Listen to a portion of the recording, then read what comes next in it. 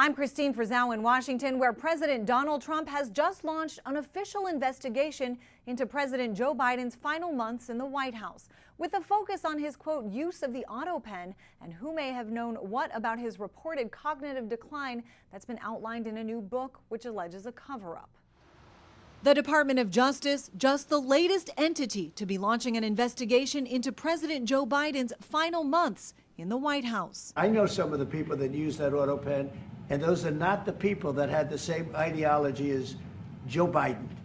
These were radical left lunatics that used that, and they didn't get elected. Trump focusing in part on presidential pardons Biden signed, including for family members, and the sentences he commuted of prisoners on death row.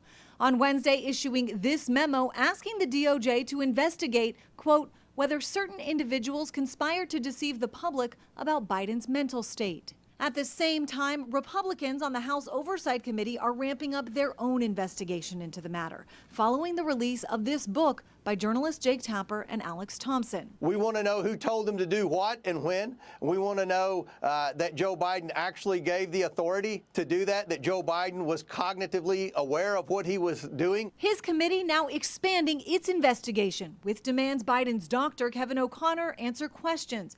Also now calling former Chief of Staff Ron Klain and other Biden officials Anita Dunn, Bruce Reed, and Steve Ricchetti.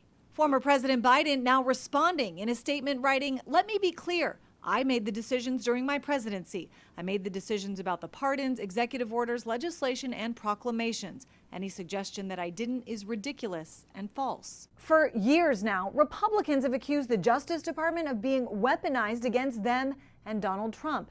Now critics say Trump is weaponizing it himself, even using the DOJ as his personal law firm. The idea of focusing on President Biden is a way of distracting from Donald Trump's efforts to completely undermine our democracy, to grift and engage in corruption. Even though he left office months ago, Joe Biden once again a major target for Republicans on Capitol Hill. I'm Christine Frizzau reporting.